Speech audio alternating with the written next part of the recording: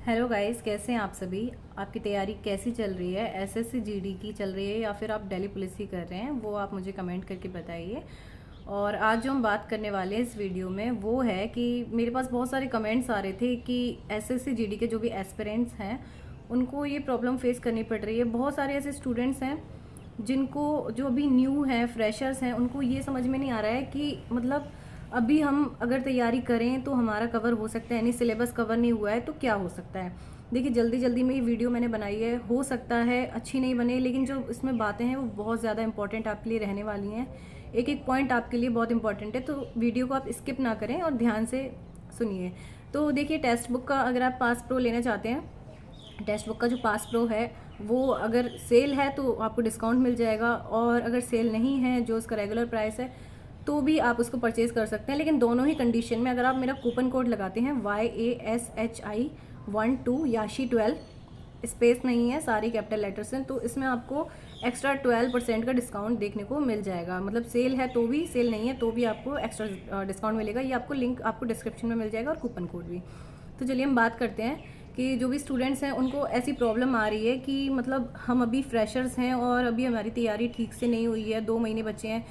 तो मैं आपको एक बात बता दूं, जीडी एसएससी जीडी का एग्ज़ाम कोई आपको कितना भी डराए कि नहीं निकल सकता, ये नहीं हो सकता, वो नहीं हो सकता, उसका लेवल बहुत ज़्यादा नहीं होता है। अगर आपका थोड़ा बहुत भी बेसिक है, अगर आप 10-12 तक मतलब ठीक ठाक पढ़े हैं, आपने जो बेसिक चीज़ें हैं वो आपको आती हैं, तो आप 2 महीने बहुत ज़्यादा होते हैं भाई, आप इजीली निकाल सकते हो ये एग्ज़ाम। अपने अंदर जो कॉन्फिडेंस है उसको लेकर आओ। आप 2 महीने के हिसाब से अपना टारगेट सेट करो। अगर आप टारगेट नहीं कर पा रहे हो तो टीचर्स के हिसाब से आप टारगेट सेट करो। मतलब जैसे अगर कोई फ्रेशर है और बहुत सारे मैथ्स को लेके कमेंट्स आते हैं और जीएस को लेके कमेंट्स आते हैं, तो मैथ्स की अगर मैं बात करूं तो मैथ्स में आप क्या कर सकते हैं, ऐसे आप रेगुलर पढ़ेंगे। कोई फाउंडेशन बैच है तो वो फाउंडेशन बैच लगभग चलता है 6 से 7 महीने, तो आप उसको 2 महीने में पूरा कवर नहीं कर पाएंगे, क्योंकि और भी सब्जेक्ट्स हैं, आपको उनको भी टाइम देना है। केवल मैथ्स करने से या कोई एक सब्जेक्ट को स्ट्रॉन्ग बना लेने से सिलेक्शन नहीं होता। हर सब्जेक्ट में लगभग लगभग आपको 75-80% आपकी आनी चाहिए। मतलब आप समझ रहे हैं, जैसे अगर मान लीजिए आपके मैथ्स है, तो अगर ये है कि आप मैथ्स में 20 ले आए और हिंदी में पूरे 20 में से 20 हो गए और जीएस में बिल्कुल भी नहीं हुए, तो ऐसे सिलेक्शन नहीं होता। सब में एक मॉडरेट लेवल लेके हमें चलना पड़ता है कि हाँ, इतना हमें निकालना है। तो उसके लिए आपको क्या करना पड़ेगा, जैसे दीपक भाटी सर का एक मैथ्स की सीरीज़ उन्होंने चलाई हुई है, 1 डे 1 शॉट करके है। मतलब दीपक भाटी सर, आप एसएससी जीडी डालेंगे तो आपको उनकी नई सीरीज़ मिल जाएगी। पिछले मंडे से मुझे लग रहा है वो स्टार्ट हुई थी, तो अभी बहुत ज़्यादा उसमें चैप्टर्स नहीं निकले होंगे। सर ने क्या करा है, उसमें एक चैप्टर में मतलब एक दिन में एक चैप्टर करवा रहे हैं, तो अगर आप चाहो तो वहाँ से आप अपने एक चैप्टर कवर कर सकते हो। देखो, उसी चीज़ को आप बहुत डिटेल में भी पढ़ सकते हो, और उसी चीज़ को आप समझ के और अपनी प्रैक्टिस जितनी आप ज़्यादा से ज़्यादा करो मैथ्स में, वो आपके लिए फ़ायदेमंद रहती है। मतलब आपने क्या करा है, आप फाउंडेशन बैच लेने के बजाय, या इस समय आपको बहुत पीक टाइम चल रहा है, बहुत ज़्यादा डिटेल में चीज़ों को समझने के बजाय मतलब आप बैठ के बस क्लासेस लिए जा रहे हो, ऐसी गलती आपको नहीं करनी है।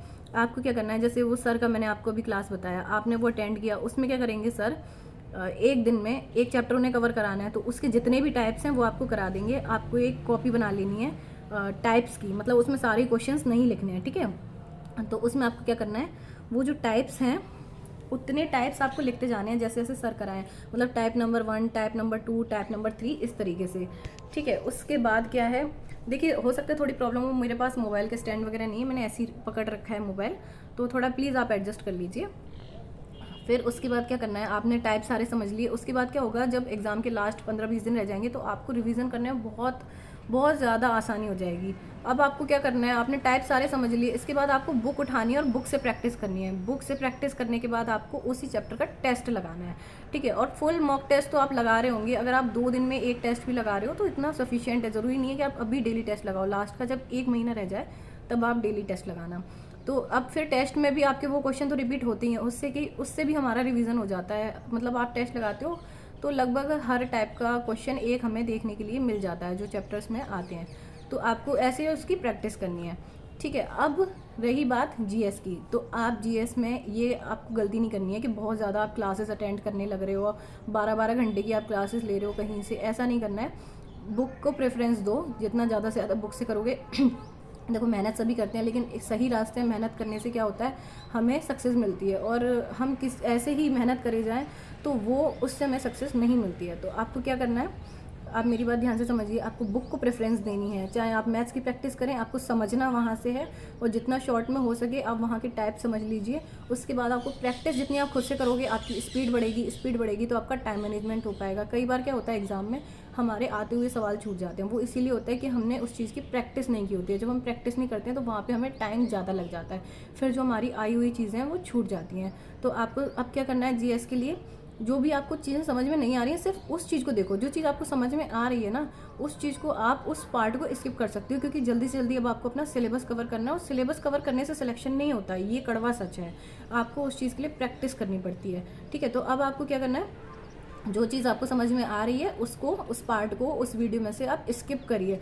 और आपको क्या करना है, आप अगर मान लीजिए मैथ्स से आपको कोई चीज़ थोड़ी समझ में आती है, ऐसा नहीं है कि बिल्कुल ही नहीं आती, तो आप उसको 2x पे देखिए, 1.5x पे देखिए। जल्दी से जल्दी अपना सिलेबस कवर करो और प्रैक्टिस करो। और अगर कोई चीज़ समझ में नहीं आती तो उसको सिंपल नॉर्मल स्पीड में आप देख सकते हैं।